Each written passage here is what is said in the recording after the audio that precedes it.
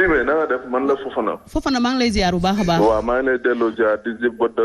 ziar ñi nga bokkal plateau ñëpp donc sànq maa ngi doon jàllale xibaar bi mooy attaque bi nga xam ne am na kër Ahmed Aïdara donc présentement maa ngi nii ak toog ak ñi nga xam ne ay blessé nañ kenn ci ñoom maa ngi nii toog ci wetam pour laaj ko li nga xam ne donc moom moo fi xew sëñ bi mën nga présenté. waaw man la Cheikh Sy waaw Cheikh Sy. donc nan la mbir yi demee nga ne ay nerf bi lañ fi yónnee man waa ji ma dóor bal école Njarka Diall la ma dóoree bal. école Njarka Diall ne xeex bi tàmbale. waaw fa la ma dóoree bal amee loo ko doon dóor ma daw dox seen diggante. man dóor jëlu intention dóor ma bal amee loo ko doon dóor gisuma kenn nekk si diggante ma daw dox sama diggante parce que xam naa am naa lu ma yàlla moom. dégg nga mu dóor la bal bi mu dóor la lan la bal bi man damaa dégg ñaari yoon la ko perte. tëf ba commissaire bi sax da koo bëmax si biir pour man ñoo ànd sax commissaire bu fa nekkoon da koo bëmax si biir ne ko kan moo la sant lii après gars yi ànd ak ñoom di moytu nag di arrange di fexe parce que boobu man kenn maa fa nekk Ahmed dem na ànd na gars yi dem man di may négocier ba génn fa parce que fuul la woon di négocier di arrange ba di moytu di def samay pexe di moytu ba génn foofu noonu la affaire bi demee. léegi di ko jógee ci nga dellu si waat après non damaa juba si fii kenn indi ma damaa dox ndànk di moytu di dànk ba ñëw fii ba ñëwee fii laa fekk garde corps Alioune Sall nervi yi ñu ñëwaat attaqué kër Ahmed après si la ma yóbbu hôpital dara jàpp. léegi bu ñu leen attaqué jigéen ñi lañu fekk jigéen ñi ak man tamit jigéen naa renforcé mais dañoo bari bu ji damaa tëj bunti. d'accord donc Ndeye Dime dégg nga ko mu di li nga xam ne mooy coow li am ci diggante mun nañu wax ne mooy candidat yi parce que coow lu rëy la depuis Njarka Diagne dégg nga ni mu ko waxee ne foofu la yëf yi tàmbalee ñu xeexoo fa léegi ba ñu fa jógee donc ci nañ fi yónnee ay nervi yi ñëw song si kër Ahmed Aïdara donc jamono ji ñëw naa sax pour xool ñoom Ahmed waaye nee na dañoo dem donc on va suivre ça de très près waa ji nii am na ñeneen blessé yoo xam te ne nii léegi nii nañ fi jógee donc pour dem donc xam naa dinañ ci dikkaat nu mu gën a yaatu donc mu nekkoon seen naataango Mamadou Fofana fii ci golf ci kër Ahmed Aïdara ngir Zik FM Sen TV. voilà Mamadou Fofana ñu koy jaajëfal bu baax a baax bu ñu mënoon am itam réaction Ahmed Aïdara ak ñenn ñi nga xamante ne ni tuumaal lañ leen ci seen camp peut-être ñu bokk ci même su fekkente ni ils sont pas indirectement liés par ces attaques ñoom tamit mën nañ leen ubbil suñu ay micro ñoom ñu réagir alors Serigne Saliou Gueye peut-être ma jox la rek rapidement kenn ku nekk joxe sa impression ñu tëj Fabrice déjà la violence qui refait surface à quelques heures de la fermeture des bureaux. Mais c'est dommage qu'on en arrive encore à ce genre d'acte de barbarie. C'est-à-dire toute violence verbale, quelle que soit la violence, vraiment est condamnable. Ça, c'est du banditisme. Vraiment, c'est pire que de la chienlit, ça. On ne peut pas quand même travailler jusqu'à 7 heures et avoir ce résultat et se battre pour essayer de voir qui va et qui ne va pas et on nous amène encore des actes de barbarie. Bon, alors, c'est dur quand même parce que Ahmed, quand même, c'est un confrère. Vraiment, c'est pénible pour lui et tout ce qu'on peut faire, c'est de lui dire de garder le moral. Il a le moral d'avoir le mental parce que c'est ça aussi, hein, la politique. C'est-à-dire, il est journaliste, c'est la rédaction, c'est le travail de réflexion. Maintenant, il est dans la mare au crocodile, donc il va encaisser des coups comme ça, mais c'est condamnable, c'est pas gentil, parce que quand même, le scrutin, ça se passe, les élections là, ça se passe dans les bureaux de vote. Mais qu'est-ce que ça vient chercher devant la maison des gens? Ça n'a pas de sens. Très rapidement, Serigne Saliou, quelques secondes rek nga tënkal ñu côté boobu et puis nag ñëwaat parce que question bi troisième fois ni ma la koy relancer rek ñuy dugaat mais daf ma soxal candidature indépendante 2% yi leen laaj ak coow ci juddu yëpp. waaw d'accord problème violence moom dina ma jaaxal trop parce que dama déglu temps yi Aliou Sall waxoon ci problème violence bay condamné mais li nga xamante ne moom la Fofana wax léegi te mu ne ñooy waa këram je crois que buñ ko saytoo ba mu leer ne ñii waa kër Aliou Sall la kon damay jàpp ne moom wax jam doon wax du loo xam ne dafa dëggu ci moom parce que su fekkee ne da ngay wax violence di ko condamné ci keneen parce que il a condamné la violence physique et psychologique de Sonko. yow nag loolu mënoo ko di ko xasee keneen ba pare ñu gis loolu encore sa biir camp ça signifie que quelque part yow am na liggéey boo waroon a def sa biir kër te defloo ko ngay dem di xool la nekk ci kër jàmbur nga bëgg ko jëm a régler lu jëm nag ci candidature indépendante yi moi je crois que aujourd'hui la tactique c'est quoi c'est que candidature indépendante yi comme que ñoom dañuy am difficulté pour parrainage léegi la tactique c'est quoi c'est que nit ñi dañuy dem wuti couverture ci yenn parti politique yi nga xamante ne il ne se présente pas à des élections loolu moo waral tey très souvent nga gis nit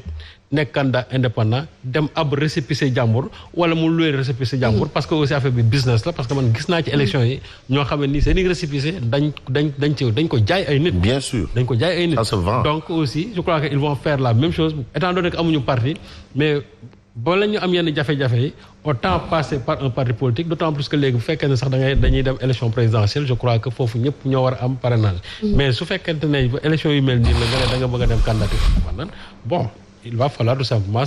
nga dugg ci benn parti boo xamante ne nii déjà c'est légalement constitué pour ne pas aussi vraiment avoir des tracasseries surtout au niveau du parrainage. Mais daal côté boobu moom loi bi war nañ ko saytuwaat. Parce que les choses ont évolué je crois que en matière de participation démocratique à des élections il faut tout faire pour que électeurs yi ñi nga xamante ne acteurs yi ñu mën a participer ci élections yi sans pour autant am yenn contraintes yi. Mais buñ ko jafe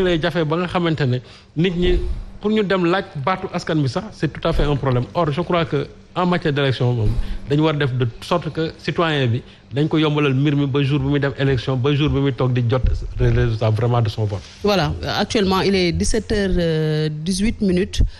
des na encore pour ñu tëj li nga xam ne mooy bureau de vote yi et puis effectivement bu ñu sukkandikoo ci Doudou Ndir effectivement bu fekkente ni am na ñoo xam ne dañu ñëw après 18h loi bi permettre na leen ñu mën a voter donc ñu gën a dalal xelu askan wi rek ñi nga xamante ne ni ba léegi aussi tamit demaguñu voter ji. mën nañu dem génn voter ji. taux d'abstention bi ñuy ragal nag du lu am mais lu ñuy ragal la bu ñu sukkandikoo ci suñu ay ndaw yu ñu teewal ci yenn localité loolu yëpp dinañ ko topp des leen di wéy ak suñuy programme léegi beneen équipe mooy ñëw installé wu continuer ak yéen ak soirée électorale bi.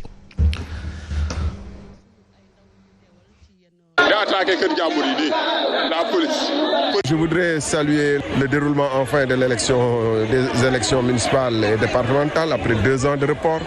et considérer que malgré les 2 ans de préparation, le processus de départ a été extrêmement poussif. Dans de nombreux centres, à Dakar comme à Thiès et partout ailleurs, le démarrage a été tardif et on va vers certainement des prolongations et un dépouillement assez difficile. Donc les acteurs doivent faire preuve dans ces conditions de beaucoup de retenue et de sérénité et de compréhension pour pouvoir faire les choses dans les règles de l'art. Thiès sera un enjeu et je suis convaincu qu'il peut y avoir des surprises. Alors, je suis surpris que les analystes feignent de river leurs yeux sur le sud du pays, sur l'est du pays et oublier Thiès qui est une grande ville politique. Et j'ai écouté ce matin même la presse internationale qui cherche à promouvoir, RFI pour ne pas la nommer, qui cherche à promouvoir 2 candidats pour les prochaines élections. Le sort du Sénégal ne se joue pas par la France. Ils ont décidé depuis longtemps qu'il faut trier des candidats et faire la promotion de 2 candidats ou de 3 candidats qu'ils contrôlent plus ou moins. Malgré les apparences d'anti-ceci, d'anti-cela, moi je suis profondément et totalement et structurellement dans ma pensée sénégalais et progressiste et nationaliste. Sénégal yi génn nañu tey ci dimanche ji 2 ci weeru janvier ngir mën a teel a wote ñu ngi ci l'école élémentaire Derklé 2 adversaire bu maire sortant Ababacar Sadikh Bèye voté na ànd ak délégation bu takku gannaaw bi mu nemmee ko ay mandataire am ci biir bureau de vote yi lii la ñu dénk. Campagne bi amul problème pré-campagne bi amul problème te depuis ce matin ñetti centre yi fi am yëpp macha allah amul benn problème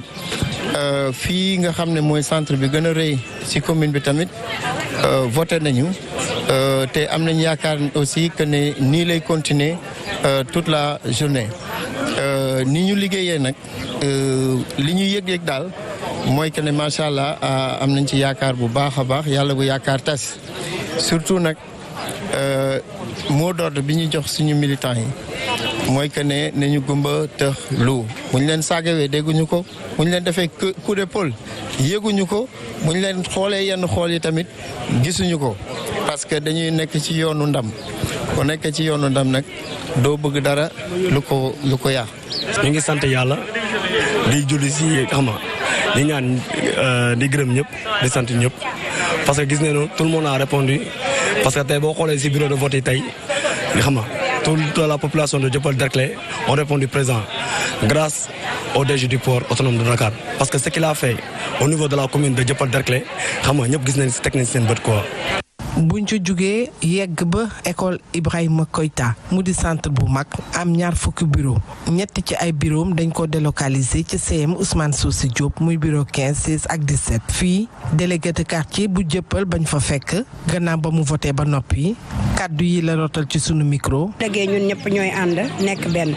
te li ma gis fii commencement bi heureusement biñ ci taxawee ndax salaamaaleykum rek nga taxaw ci angle yore sa xaalis ku ñëw nga jox ko junni ne ko diw ngay voter loolu rafetul nañu bàyyi nit ñi ak seen conscience ñu voter tranquillement génn tranquillement bien que am na aussi tam beneen faay ndax am na ci ñaar ñoo xamante ni dañu voter présidentiel ñu ñëw ñun leen seen tournée wu fi te yooyu tamit ay faay la yoo xamante ni tey jii xañ na bu ñu boole woon politiciens yi ci affaire yi dëgg dans la commune xañ na du demee nii ndax au moins nag dinañ leen wax exactement lan moo am ndax am na chargé des élections mu nekk ku baax vraiment xam lépp waaye ba mu jëlee ñaari carte yi dafa vérifier ba sonn vraiment gisul seen tur vraiment neexul donc